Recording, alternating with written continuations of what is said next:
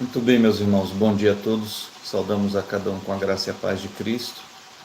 Aqui desde ontem à noite a gente está com uma tempestade maravilhosa, já choveu bastante e continua chovendo, vez por outra troveja, relampeja e volta a chover mais um pouco. Nós louvamos a Deus por sua providência. Ontem, durante o dia, eu orava e clamava a misericórdia do Senhor. Sei que muitas pessoas têm feito isso, não muitas no sentido de maioria, mas muita porque somos uma quantidade muito grande de pessoas hoje em dia e uma porção delas ainda se esforça para manter esses dados de Deus. E é acerca desse Deus que nós temos tratado, é a Ele que buscamos todas as manhãs. Ao levantarmos, devemos prestar a Ele a nossa adoração, nos achegarmos a Ele em oração, suplicando sua misericórdia, o perdão dos nossos pecados, reconhecendo a sua bondade infinita, a sua graça e, e prosseguindo em conhecê-lo, como é mandamento bíblico. Se não fazemos isso, estamos quebrando os mandamentos do Senhor. Conheçam o Senhor e prossigam em conhecê-lo, e isso forma a base da nossa relação com Deus, que deve ser melhor cada dia mais. E temos trabalhado nesses dias, esses últimos dias, desde o final da semana passada. Hoje faz uma semana, se eu não estou enganado, que começamos aqui uma série de estudos, não exatamente estudos, mas meditações baseadas aqui nas bem-aventuranças, que é como o Senhor Jesus Cristo começou o Sermão da Montanha, dos capítulos 5, 6 e 7 de Mateus. Nas bem-aventuranças nós temos ali as primeiras coisas que o Senhor passa a ensinar aos seus discípulos, dizendo para eles como eles devem ser, o que eles devem ser. E aqui nós temos uma lista de coisas que estava aparentemente na contramão da sociedade daqueles dias. Uma cultura helenística, grega, no Império Romano, então a cultura greco-romana, e isso voltou com muita força no final do século XIX para cá também. Estamos num período que se assemelha muito à confusão que se instalou no Império Romano, na sua fase de declínio também. Muitas ideias, filosofias, religiões misturadas, as pessoas vivendo a depravação moral por causa do relativismo moral, por causa da subjetividade ter tentado suplantar os valores absolutos, a objetividade da vida, enfim, muitas coisas que vamos entender no curso que teremos daqui mais poucos dias. Iniciaremos o curso Pós-Modernidade, ou Pós-Modernismo, na verdade, e aí a gente vai procurar entender um pouco mais essas questões que nos atingem hoje em dia.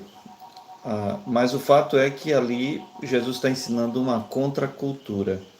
Os homens, conforme sua lógica caída, seus desejos e pensamentos reprováveis, eles estão seguindo nessa direção.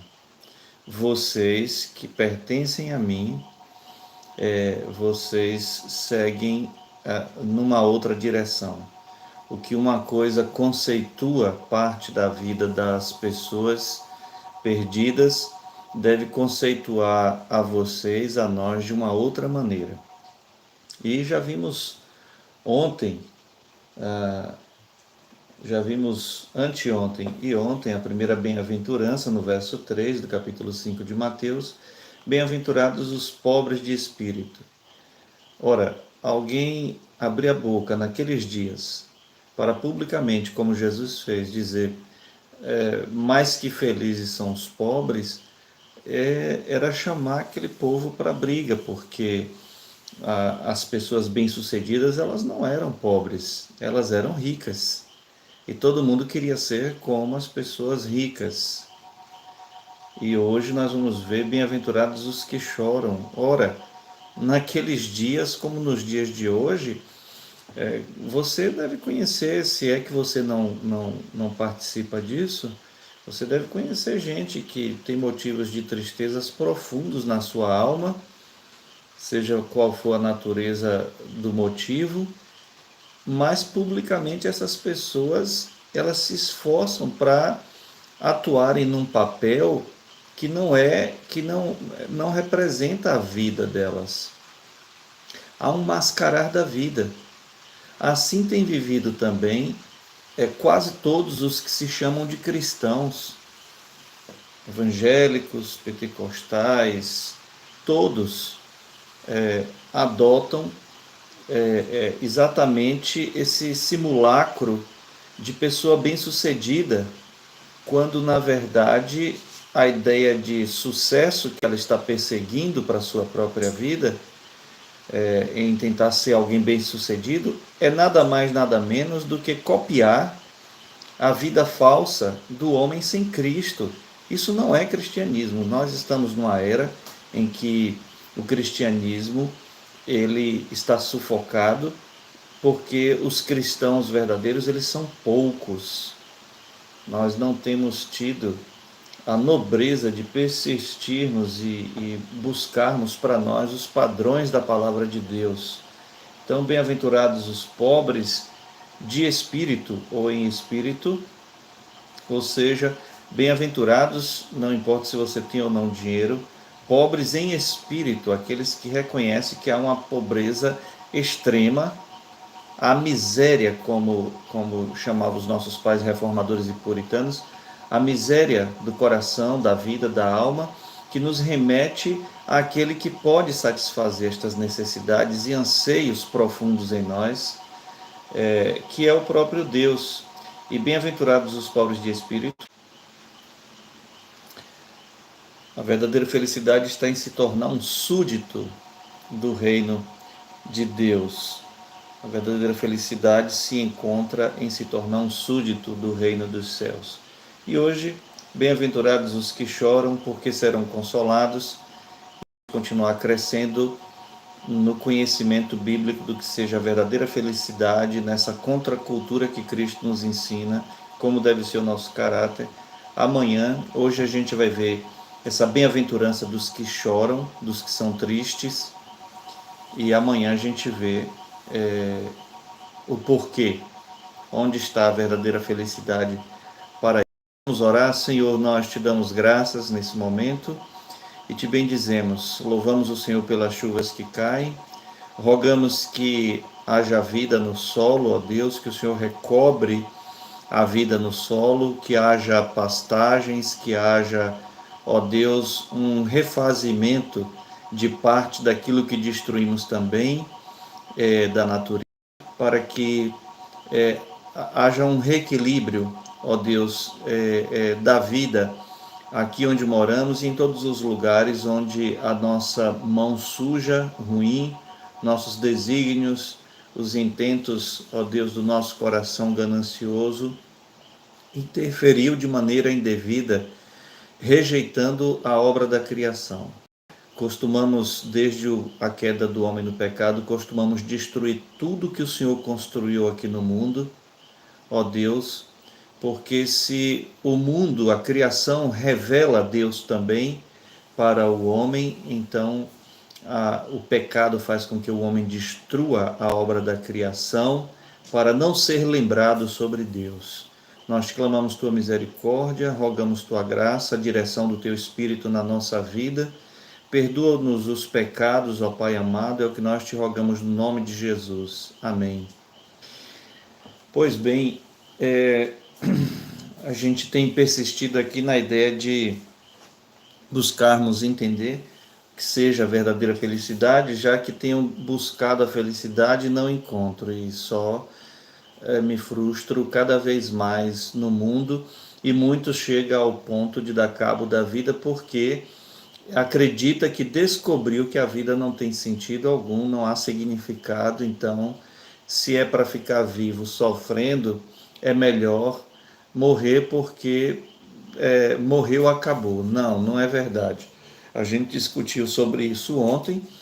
Nós não somos apenas seres que participam aqui desta imanência da vida. Nós não temos apenas a vida biológica, tá bom?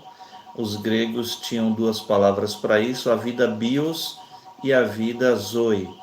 Muito embora o mundo valorize a vida bios, porque para um mundano, para aquele que não está religado a Deus por meio de Jesus Cristo, morreu, acabou.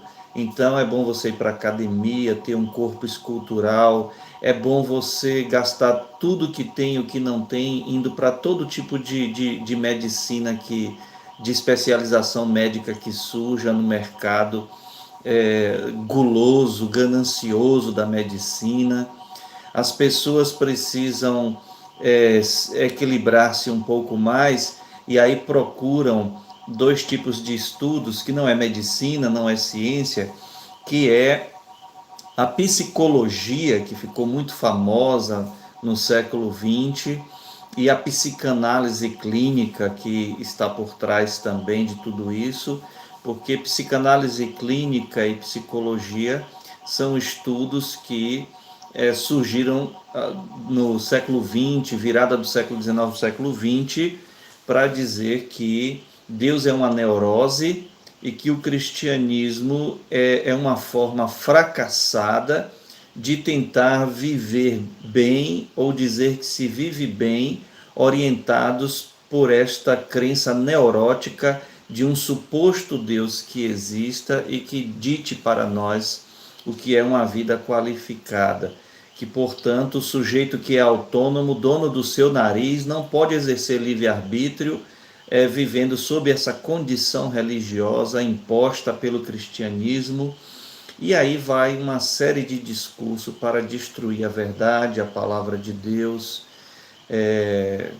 Quando a gente precisa de ajuda, a gente vai no psiquiatra. Quando a gente precisa de conselhos, bons conselhos para a vida, a gente procura sim o padre, procura o pastor, para que, biblicamente, se você quer conselhos bíblicos, será um pastor que estudou realmente, que estará apto como conselheiro bíblico para nos auxiliar. Não me refiro ao padre, porque seus estudos estão concentrados na tradição da igreja, e não exatamente na hermenêutica bíblica. Mas o fato é que nós temos aqui o próprio Senhor Jesus Cristo dizendo: não se preocupem nem se abalem. Se for para viver igual às demais pessoas, se o que você tem consigo como verdade acerca do que é a felicidade, então não é para mim que vocês têm que vir. Vocês vão para o mundo porque comamos e bebamos, amanhã morreremos, mas isso não é verdade. Esse niilismo, ele na prática não funciona. Depois da morte segue-se o juízo, ou você vai estar com o Senhor, ou você vai estar no inferno, logo após a sua morte. E a verdadeira felicidade que devemos buscar aqui no mundo é aquela que está colocada para nós nas palavras de Deus, no Evangelho, como Cristo nos ensina aqui. Bem-aventurados os que choram. Diante do que você chora? Por qual motivo, ou quais são os motivos que levam a você a chorar? Essa pergunta é bastante importante para ser feita a esse verso 4 aqui de Mateus 5, bem-aventurados os que choram, porque uma das formas da gente perceber que o conceito que temos de felicidade está equivocado é entender que o contrário dessa felicidade que a gente quer se encontra nas coisas pelas quais a gente tem chorado e não tem alcançado. Vamos lá, alguns exemplos. Mulheres sofrem, elas desenvolvem problemas de saúde porque sofrem ao se acharem feias. E se não podem fazer uma intervenção no próprio corpo, mudando o nariz, mudando isso, mudando aquilo, elas se desesperam, se deprimem. Da mesma forma, os homens, eles se angustiam na vida por muito trabalhar e por não alcançar, não obter aquilo que outros têm, e a inveja sufoca o seu coração. Outras pessoas vão em busca de várias outras coisas, a cobiça por quem você não deveria estar cobiçando, é a cobiça por coisas que você deseja, mas que não é da vontade de Deus que você as tenha, para o seu próprio bem muitas vezes, ou para não gastar mal aquilo. Enfim, diante do que, pelo que você tem chorado, se angustiado, sofrido dentro de si mesmo. Pelo que? Você gostaria de ter filhos melhores do que os que tem? Você gostaria de ter pais melhores do que os seus?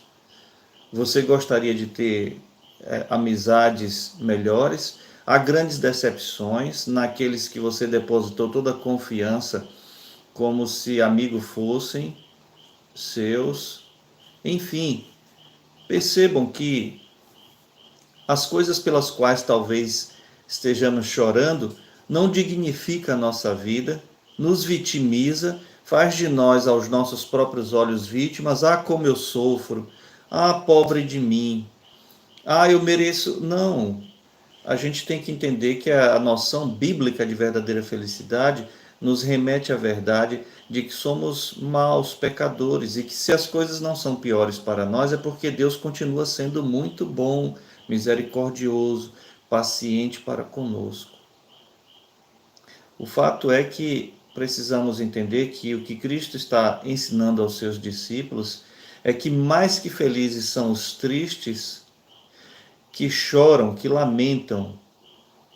Os que choram aqui é os que lamentam, os que se entristecem, os que se aborrecem de seus próprios pecados, que reconhece a miséria de sua vida e do quanto, enquanto pecadores, nós somos indignos de Deus e muitas vezes pensamos, falamos e agimos contrariamente a Deus, a quem devemos agradar. Então, bem-aventurados os que choram, mas os que choram pelos motivos corretos, porque a verdadeira felicidade do homem não está presa nas realizações possíveis dessa vida aqui e agora. Começamos a experimentar a verdadeira felicidade quando passamos, com a ajuda de Deus, nos tornarmos capazes de entender que estamos num mundo imperfeito, caído, escuro, obscurecido pelo pecado, e que justamente em nós, dentro de nós, também reside o pecado, que faz com que estrague nossas relações com o próximo, que faz com que também nós sejamos motivo de tristeza na vida dos outros, esposa, marido, filhos, pais, irmãos, vizinhos, patrão, funcionário, irmãos de igreja. Mas bem-aventurados os tristes, os que choram, mas os que choram se lamentando de seus pecados. Para aquele mundo de então, Jesus ter falado isso foi um contrassenso. A mesma forma hoje, isso funciona como uma contracultura, porque como seria mais que feliz, aventurado, bem-aventurado, abençoado, afortunado, aqueles que se abatem, né? Que conversa é essa, pastor? Eu sou um pegador, eu estou aqui feliz porque ontem à noite eu consegui o sonho de trair minha esposa com a mulher de um amigo meu que eu muito desejava. Isso sim traz uma momentânea felicidade ao coração daqueles que são reprovados, daqueles que jamais saberão o que é a verdadeira felicidade, porque a verdadeira felicidade, diferente desses momentos de regozijo com o mal, seja nesse exemplo que dei e em vários outros exemplos que a gente possa dar e que se referirão sempre a questões desse mundo, realizações desse mundo, na maioria delas más realizações, para contentamento e aprazimento, prazer da própria carne, da cobiça, do coração caído. O contrário desses momentos de suposta alegria é a verdadeira felicidade, que é eterna e que está no consolo. E é sobre isso que a gente vai ver amanhã. Que Deus continue nos abençoando e que nós encontremos o prazer em Deus de entendermos e praticarmos a bem-aventurança de sermos pobres de espírito, que reconhece a sua extrema necessidade de Deus. Bem-aventurados os que se entristecem, que se abatem, que choram, que lamentam, mas não por outras questões a não ser pelo mal que está no mundo e pelo pecado da nossa própria vida. Deles é o reino dos céus e eles serão consolados, e amanhã a gente vê essa felicidade verdadeira no consolo que podemos obter e de quem podemos obter. Vamos orar? Senhor, nós te louvamos por tua bondade infinita e a tua misericórdia. As coisas não são da forma que a gente gostaria, e graças a Deus por isso, porque os meus gostos são interferidos ainda pelos meus pecados. Se o mundo ficasse melhor ao meu próprio gosto, ele pioraria muito para as pessoas em minha volta. E certamente o meu distanciamento do Senhor seria bem maior do que o que já foi. Nós te clamamos nessa hora o teu perdão pelos nossos pecados e que o Senhor nos ajude a sermos fortalecidos em Cristo mediante a operação do poder do teu Espírito, que habita em alguns de nós e que pode habitar em muitos outros também eleitos do Senhor. Nós queremos louvar o teu nome nesse início de dia, daqui a pouco, agora nesse final de madrugada, e te suplicamos que esta palavra, ó Deus, ela tenha procedido do Senhor e ela alcance, ainda que por este meio aqui, alcance os ouvidos e a atenção de muitos dos teus eleitos. Traz eles até nós, nos leva até os teus eleitos, ó Pai querido, nesses dias de pouca disposição, de sairmos de casa e irmos visitar e falar do amor de Cristo para as pessoas, que os meios que nós temos lançado mãos têm vindo, a gente tem tentado aproveitar todas as oportunidades para falar do Evangelho. Nos ajuda, ó Deus, nos dê graça, abençoa o teu povo com paz nesse dia. E mais uma vez, ó Deus, recebe nossa gratidão pela chuva. Nós aqui nordestinos, tão sedentos que somos dela, te louvamos, celebramos o Senhor pela chegada destas boas chuvas durante essa noite. Nos dê tua graça, nós te clamamos no nome de Cristo. Amém. Deus abençoe a cada um.